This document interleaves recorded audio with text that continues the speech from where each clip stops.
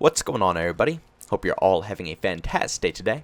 Now, the other day I went ahead and decided to live stream pretty much all of the old school classic Call of Duty games. We played things like Modern Warfare 2, Black Ops 1, and even like you're watching right here, Call of Duty World at War. Now, in World at War, there is one specific game mode that honestly took the game to a whole nother level. Now, I don't hear too many people go ahead and talk about this game mode because I don't think it was that popular, but that game mode was called War. Now, I wanted to play this game mode for ages. I've not been able to touch it, nor even imagine playing it since the OG days of Call of Duty World at War. As we all know, when you play an older experience like this, it's pretty complex to find anything besides team deathmatch. Or on the very rare occurrence, you might find some domination, and on the super extreme rare occurrence, possibly you can find a search and destroy lobby. Even in the modded servers, like watching right here with Plutonium, or even playing something like X Labs and logging into IW4X, which is a modded client for Modern Warfare 2, you still typically only find team deathmatch lobbies, or, like I said, on a very rare occurrence, some domination gameplay. This game mode that you're watching right in front of your own eyes has pretty much gone extinct, and it's one of my favorite things about World at War, yet I haven't been able to experience it in so frickin' long. And finally, after so long in the Plutonium lobby, I forget what the name, I think it's called Nameless Noobs, they finally introduced this game mode again, and let me tell you, in that stream, I played World at War longer than any other Call of Duty experience because of this specific reason. I miss this game mode. The fact that this isn't a mainstream game mode that is introduced into every single Call of Duty game is absolutely beyond me. Basically, War is pretty much a little bit of tug of war. You know, you both have two flags near your spawn and one central flag right smack dab in the middle. And the whole objective is for both teams to basically collide on the central flag. And every single time that you capture an enemy's flag or you capture the main objective flag, you push the enemy team further and further back. Now, if you go ahead and completely capture each and every flag on the battlefield, you automatically win the game. And if the enemy team goes ahead and captures all the flags, they win. And of course, if nobody captures absolutely everything on the battlegrounds, it goes to an overtime match where only one team has to capture the flag right smack dab in the middle. But the reason behind why I love this game mode so much is because it adds so much to the original Call of Duty experience. You see, back in the day, back when the developers used to actually care about the overall game, they made sure every brand new experience they brought into the mix was unique, and it made you want to actually invest time into it. War wasn't just some throwaway game mode like they do in all of these more recent Call of Duty games, where they just chuck whatever into the game to say that they're following the trends. No, this was something to innovate upon the original Call of Duty experience. You gotta think, before this game, there was Call of Duty 4 and the original Call of Duty 1, 2, and 3.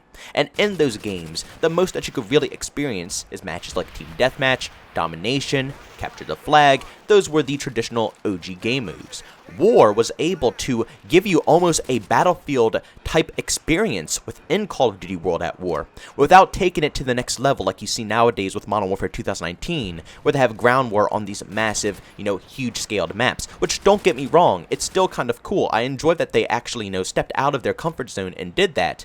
But this right here was more traditional Call of Duty gameplay, while still, at the same time, bringing something unique to the table. The atmosphere of this mode alone was phenomenal. Like I said, World at War is already an extremely atmospheric game. The music, the soundtracks, the audio, the voice acting, everything about this whole overall experience is absurd.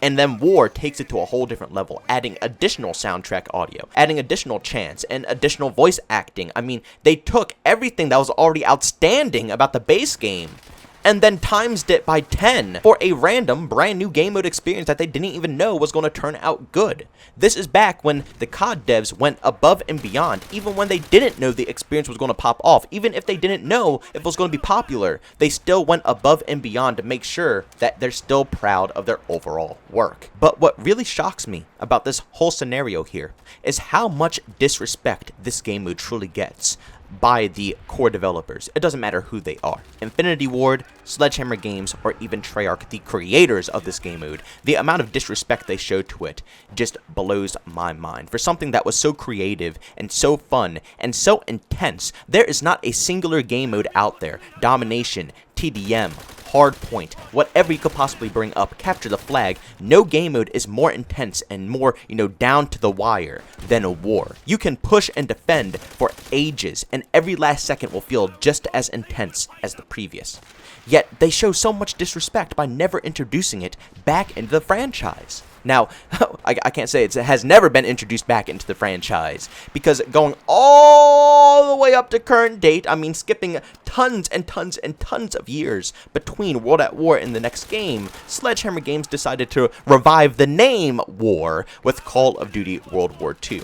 Now, when I first heard that name, I was extremely excited because clearly War, like you see in here, is one of my favorite game modes, but Sledgehammer Games did not revive the original game mode. They created the new version of War within World War II, which was kind of more of, a constant defense or a constant offense style of gameplay, something like you would see out of Battlefield 1 operations, where depending on the team that you play on, you are either going to defend the whole game or you will be attacking the whole game. It's not like you see here, where, both teams are either attacking or defending. It's open to everybody. That's what's so great about this game mode, is the freedom that each and every player has. You could either be on the defense the whole game, or you can decide to push whenever you feel like it. Both teams have complete power on what they want to do throughout the whole match. But like I said, they didn't take that route with Call of Duty World War II. They went with more of an operation style, and it just simply didn't work, in my personal opinion. It wasn't intense enough, and it just felt like a way to farm kills, There's no unique spawns. Everybody pretty much spawns in the same exact spot.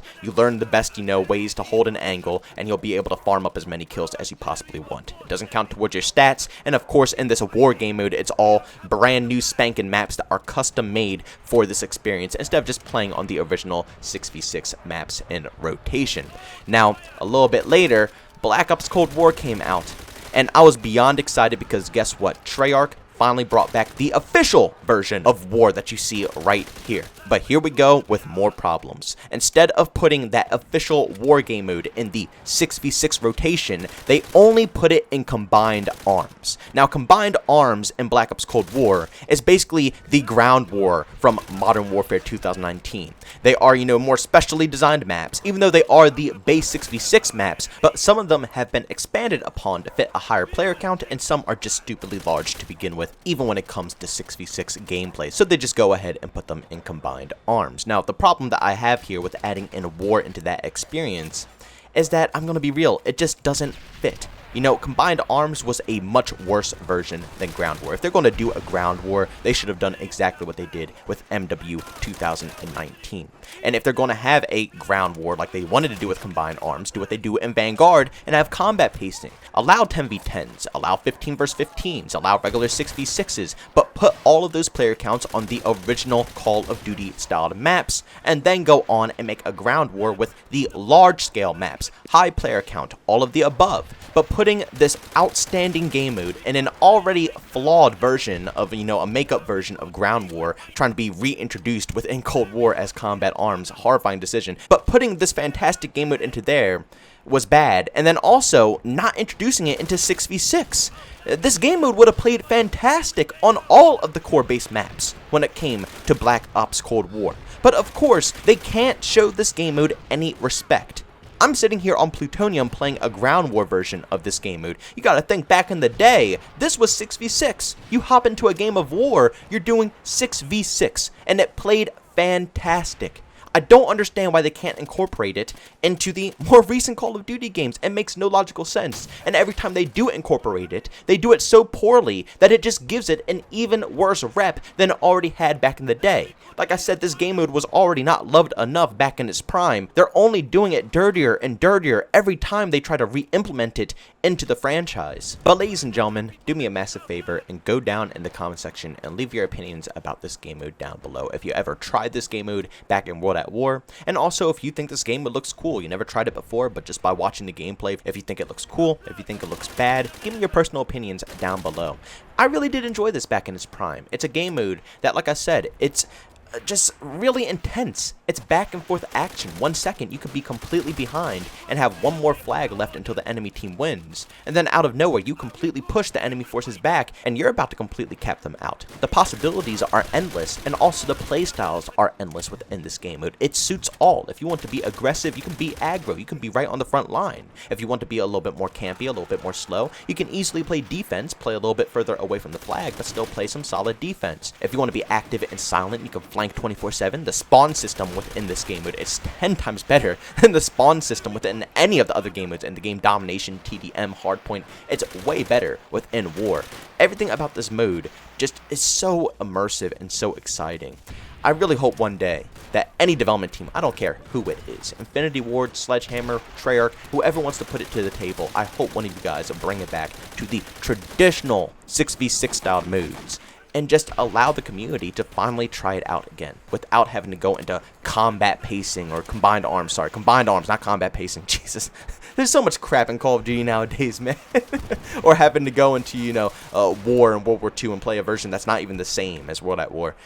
I don't know, guys. But, ladies and gentlemen, thank you so much for checking out this video. If you enjoyed it, make sure to leave a like. If you hated it, leave a dislike. Also, if you're brand new, enjoy the content, don't forget to subscribe, hit that notification button. Also, you want to chat with me, there's two ways to do so. I have Twitter and Discord, both linked down in the description. And also, you want to catch me live streams of video games, do it over on Twitch. Link that's in the description as well. But, guys, thanks so much for tuning in. See you all next one. Peace out.